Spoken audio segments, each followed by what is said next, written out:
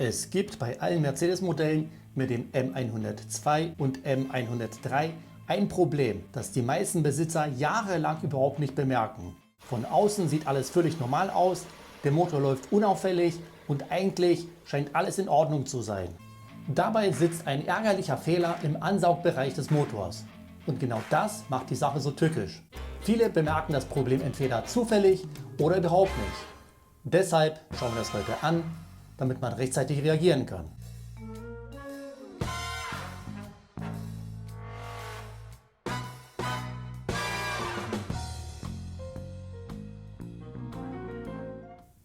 Hallo zusammen und herzlich willkommen auf meinem Kanal.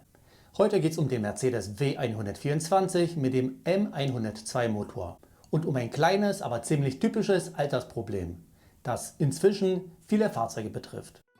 Dass sich das Ganze im Inneren des Luftfilterkastens befindet, bleibt es oft jahrelang unbemerkt. Bei diesem Fahrzeug ist es mittlerweile auch soweit und deshalb zeige ich dir heute, worauf man achten muss und wie man das Ganze mit einfachen Mitteln beheben kann. Das Beste ist, die Reparatur kostet nichts und ist mit einfachen Mitteln schnell gemacht. Übrigens, unten in der Videobeschreibung habe ich dir ein Video verlinkt, wo du alle Einzelheiten zu diesem Fahrzeug erfährst. Jetzt aber zur Sache. Wir schauen uns das Ganze genau an. Hier haben wir den Luftfilterkasten.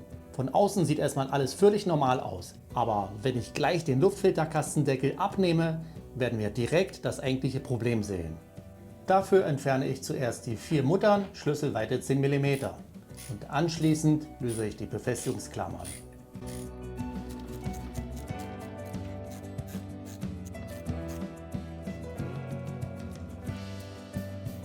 Wenn es erledigt ist, kann der Deckel entnommen werden. Und jetzt sieht man es schon. Auf der Innenseite des Deckels befindet sich diese schaumstoffartige Beschichtung. Und genau die wird mit den Jahren spröde, bröselt auseinander und löst sich teilweise komplett auf. Wenn man hier mit dem Finger rüber geht, merkt man sofort, dass das Material regelrecht zerfällt. Und genau diese kleinen Partikel werden vom Motor angesaugt. Das Problem ist, dass die betroffenen Fahrzeuge inzwischen über 30 Jahre alt sind und der natürliche Verschleiß der Beschichtung unvermeidlich ist. Teilweise wird die Beschichtung richtig klebrig, teilweise zerfällt sie zu Staub und manchmal hängen sogar lose Stücke im Luftfilterkasten.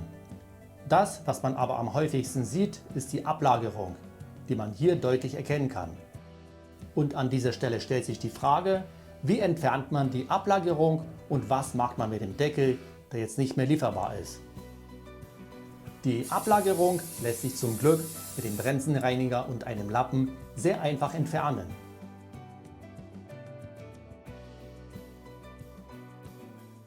Der Deckel ist leider nicht mehr lieferbar, aber eine gute Nachricht. Diese Beschichtung ist für den Betrieb des Motors nicht notwendig. Sie soll lediglich die Ansauggeräusche dämmen. Deshalb kann sie ohne Bedenken entfernt werden. Dafür braucht man eigentlich nur eine feine Messingbürste, einen geeigneten Reiniger und ein paar saubere Tücher. Das alles habe ich dir unten in der Videobeschreibung verlinkt, wo du auch empfehlenswerte Pflegeprodukte für dein Fahrzeug findest. So, jetzt aber zur Sache. Bei dieser Aktion ist es wichtig, dass man nicht mit Gewalt arbeitet. Der Deckel ist schließlich auch nicht mehr der jüngste. Die lose Beschichtung lässt sich meistens relativ einfach ablösen. Die restlichen Rückstände entferne ich Stück für Stück mit dem Silikonentferner und mit einem Tuch. Als Alternative kann man auch Aceton verwenden. Wie man sieht, ist es wirklich keine große Aktion. Und so sieht das Ganze jetzt fertig aus. In diesem Zustand kann der Deckel wieder eingebaut werden. Schreib mir in die Kommentare, ob du das Problem bei deinem Fahrzeug auch schon entdeckt hast. Und wenn dir das Video gefallen oder vielleicht geholfen hat, lass gerne den Daumen hoch und abonniere meinen Kanal für weitere Videos rund um die klassischen Mercedes-Modelle. In diesem Sinne, bis zum nächsten Mal.